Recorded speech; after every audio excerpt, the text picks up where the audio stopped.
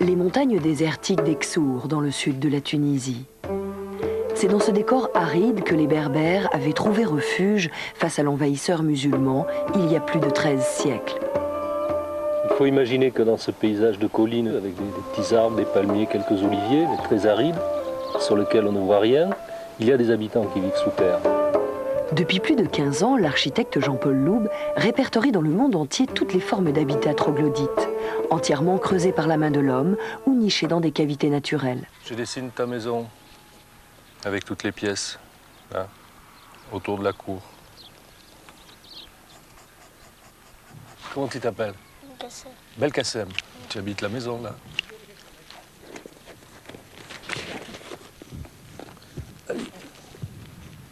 Sa passion, comparer l'ingéniosité des peuples qui, en fonction du sol et du climat, ont su tirer parti du relief. Comme sous d'autres latitudes, les semi-nomades de Matmata vivent sous terre. Chez les Matmata, le sous-sol est plutôt positif. Et les espaces qu'on peut voir ici, qu'ils soient extérieurs ou intérieurs, ne font en rien penser aux enfers ou à la noirceur des mines, à toutes ces images qui ont brossé un tableau plutôt négatif du souterrain dans notre culture. C'est un peu la leçon de cet habitat qui renvoie plutôt au soleil, plutôt qu'à la noirceur et aux ténèbres.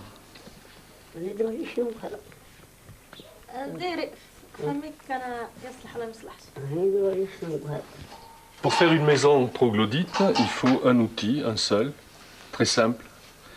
Et c'est une façon de faire sa maison qui produit des matériaux, qui n'en consomme pas. Et donc les gens de Matmata ont dû creuser sur plusieurs générations, probablement, pour établir cet habitat. Peut-être les pièces l'une après l'autre, progressivement. Le point fort de l'architecture souterraine, ce sont les qualités thermiques. C'est une solution que l'on retrouve dans des climats ou situations extrêmes, les déserts par exemple, où les écarts de température entre été et hiver, entre jour et nuit sont très forts. Et la réponse troglodytique est la plus performante qu'on pourrait imaginer. Elle est essentiellement composée par la mise en œuvre de la physique des matériaux, pas du tout par des solutions sophistiquées, très techniques. C'est vraiment l'idée qui prime et qui fournit cette réponse.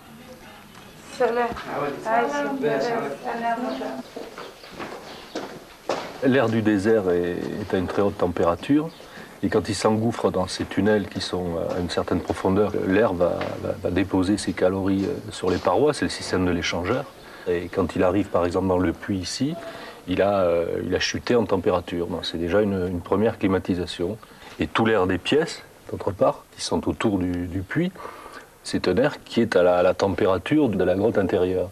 Donc il est nécessairement plus froid. Souvent on ajoute, dans la maison arabe, on ajoute le refroidissement par l'évaporation de l'eau, en faisant passer l'air sur une cruche qui est poreuse. Donc évaporation de l'eau, prise de calories dans l'air et refroidissement de l'air.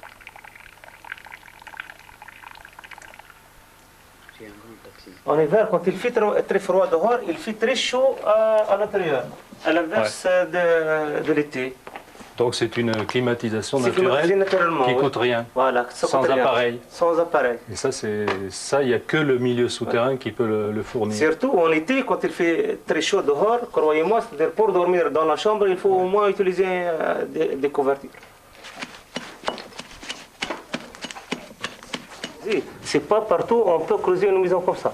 Oui. Parce qu'on peut creuser dans d'autres endroits, mais ça ne tient pas. Oui. Voilà. Et la première raison, c'est le climat. La deuxième, c'est la qualité du loess, c'est-à-dire du sable transporté par le vent et puis qui se tasse, qui donne cette roche friable qui peut se travailler, mais qui est suffisamment cohérente, suffisamment solide pour tenir en place.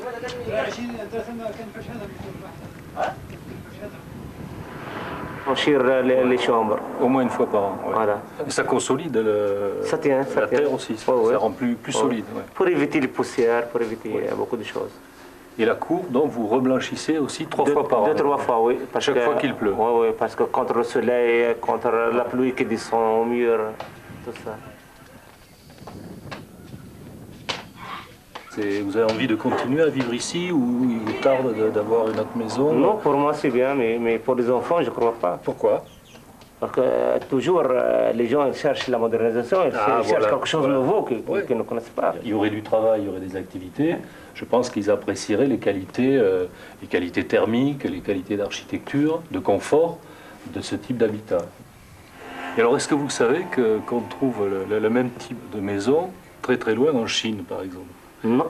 C'est-à-dire, en Turquie, il y a, en France, à côté de la Loire aussi. Ce qui est intéressant en Chine, c'est que c'est exactement le même type. C'est-à-dire un puits. En Chine, il est carré. Ici, il est carré, mais les angles sont arrondis.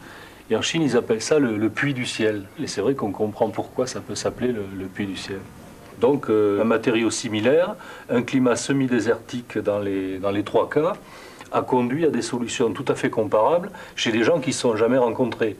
Il est probable que les Berbères n'ont jamais entendu parler de l'habitat des Chinois, ni ce qu'ont pu faire les Espagnols ou les Visigoths en Espagne. La maison de la famille Tigini aurait au moins 450 ans. La vie s'y organise autour du puits central.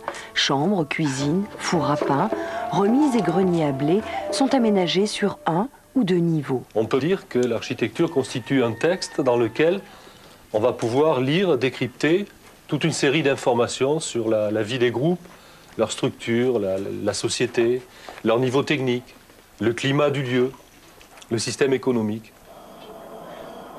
Toutes choses qui vont nous renseigner sur les gens. C'est donc l'étude des architectures est une façon de connaître les gens.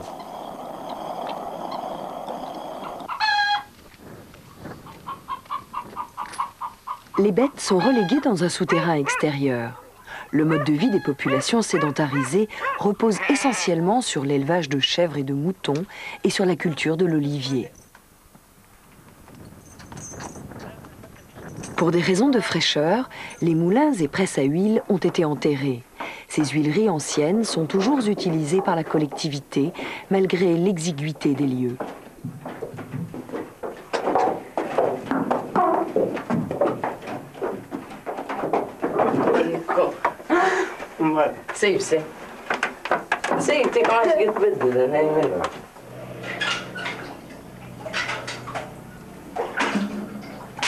L'eau potable nécessaire à la consommation de la famille est fournie par la récupération de l'eau de pluie qui tombe sur la surface du dôme au-dessus de la maison, qui est recueillie par un système de rigoles qui sont cimentées, ensuite envoyée dans un bac à décantation et récupérée dans la citerne. Et ce système est suffisant pour fournir l'eau nécessaire pour toute l'année de consommation. Il n'y a pas de puits creusé dans le désert.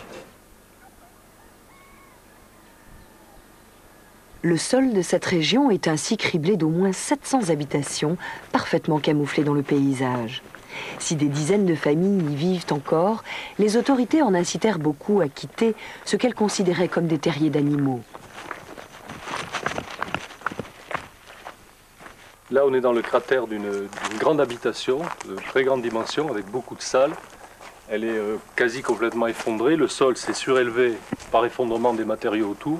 Il est probable qu'elle a été abandonnée il y a 1 ou 2 générations. Elle était de grande qualité apparemment, puisque les baies, les fenêtres étaient renforcées par des pierres. Mais faute d'entretien, il en est du troglot comme de toutes les architectures.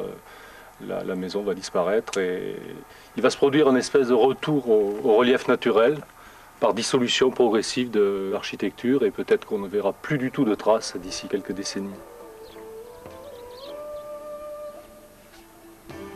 Si de nombreuses habitations ont été désertées, d'autres ont été restaurées et transformées. Ici, l'espace s'est agrandi autour de plusieurs cours reliées les unes aux autres et s'étageant sur différents niveaux.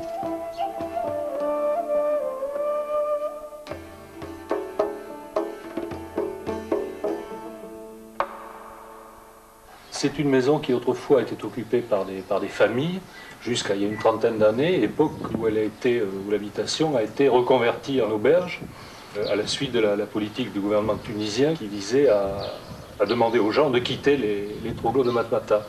Donc la transformation en auberge, en hôtel, a provoqué des aménagements qui ne transforment pas fondamentalement la perception de l'espace d'origine des troglodytes de Matmata. Plus au sud, en bordure du Grand Erg, les Ksours, ces villages fortifiés, se sont établis sur des éperons rocheux.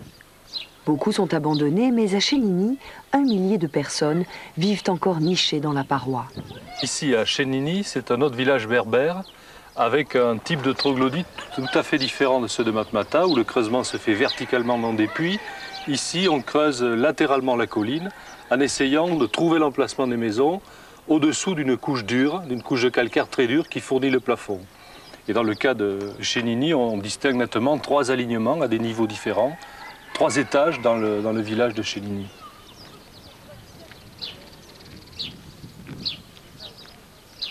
On constate encore une fois que l'habitat troglodyte s'inscrit parfaitement dans le paysage. C'est une intégration totale au type de relief, ici très caillouteux. Et dans le cas de Chénini, c'est la partie troglodytique qui est toujours habitée, alors que la partie construite en pierre, le Ksar, lui, est désaffecté et détruit.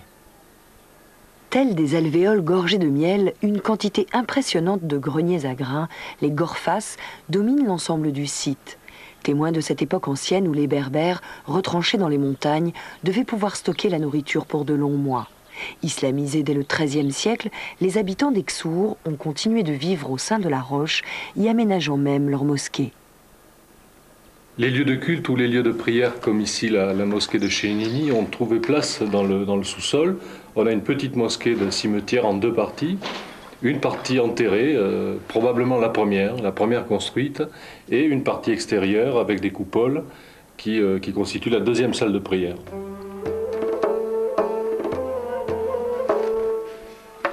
Bel exemple d'innovation contemporaine, un nouvel hôtel entièrement troglodyte se construit. S'inspirant des atouts de la maison berbère, il allie au confort de vie l'originalité et l'esthétisme des espaces créés.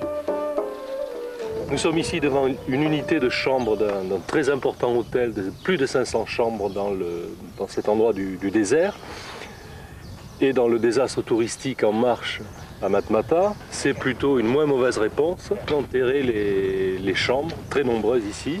Et au plan de l'intégration dans le paysage, il est certain que l'impact de cette construction va être très diminué. Pour un architecte, c'est intéressant de voir que c'est un terrain d'application, le troglo, de tout le savoir, de toutes les techniques contemporaines, les matériaux, les solutions d'étanchéité, les structures de béton, également le travail du plan de ce vaste ensemble. Tout ça est un terrain d'application où le savoir architectural peut se donner au maximum.